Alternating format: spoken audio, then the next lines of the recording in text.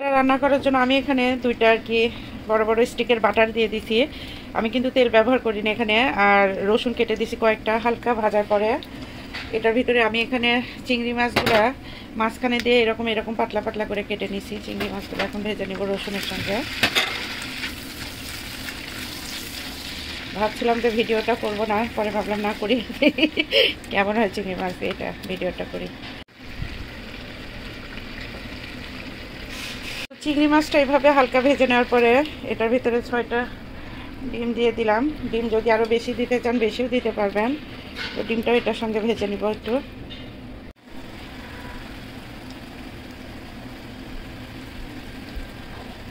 তো চিংড়ি মাছের সঙ্গে ডিমটা ভেজে নেওয়ার পরে এখানে বড় একটা পেঁয়াজ রাখছিলাম। পেঁয়াজটা আর কি হালকা একটুখানি ভেজে নেব এটার সঙ্গে। পেঁয়াজের সঙ্গে এখানে আমার এটা ফ্রোজেন করা মরিচ ছিল, লাল মরিচ। তো এটাও দিয়ে দিলাম। এখানে চাইলে আপনারা কাঁচামরিচও দিয়ে দিতে পারবেন। কাঁচামরিচ কাটার আসলে সময় নেই এখন, তো এই জন্য এটাই দিয়ে দিলাম। তো এটা হালকা ভেজে নেওয়ার পরে এখানে আমি কর্ন, পিস আর ক্যাপসিকাম রাখছিলাম, সেগুলোও দিয়ে দিলাম। এগুলো ফ্রোজেন।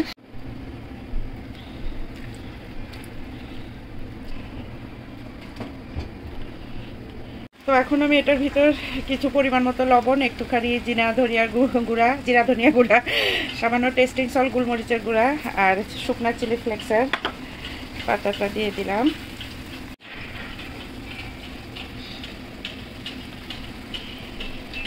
এগুলো দেওয়ার পরে আরেকটুখানি ভেজে নিব এরকম করে 2-3 মিনিটের মতো। এটার ভিতরে দিয়ে দিলাম এখানে 7-8টার মতো হবে চিজ। এখানে যে কোনো চিজই ব্যবহার করতে পারবেন। দিলাম বড় 1 চা চামচ, না 4 চামচ না, কি বলে মাথা নষ্ট হয়ে গেছে, তরকারির চামচ দিয়ে 1 চামচ কি দিলাম, এটা মেয়োনিজ দিলাম। ওই দুইটা দিয়েই আবার একটু ভালোভাবে কষাবো। আর এখানে এটা দিছি একটুখানি টমেটো সস, বারবিকিউ সস আর একটুখানি সয়া সস দিয়ে এটার সঙ্গে ভালোভাবে কষাবো।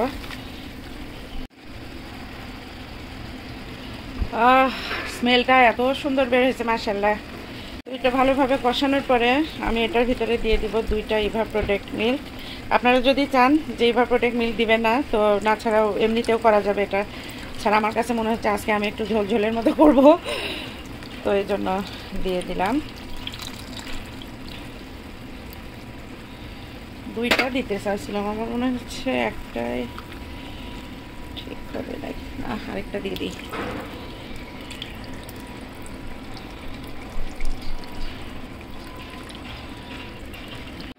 তো ইভাপোরেটেড মিল্কটা দেওয়ার পরে আমি এটা একদম ভালোভাবে জাল করে নিব।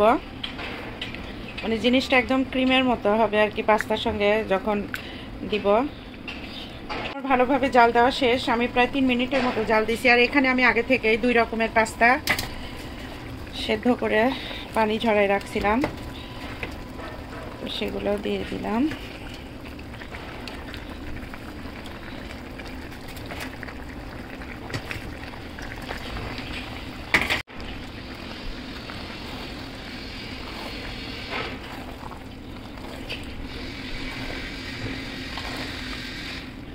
মাশাআল্লাহ, দেখতে যে কি সুন্দর লাগতেছে। স্মেলটাও বের হয়েছে অনেক ইয়ামি ইয়ামি।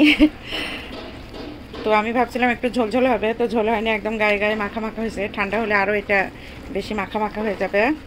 মাশাআল্লাহ। তো মাশাআল্লাহ 2-3 মিনিট আর কি নাড়াচাড়া করে চুলা বন্ধ করে দিছি। খাওয়ার জন্য রেডি। আপনাদের ভালো লাগলে অবশ্যই বানাতে পারেন। তো আস্তে আস্তে ওদের সবার প্লেটগুলো রেডি করে ফেললাম।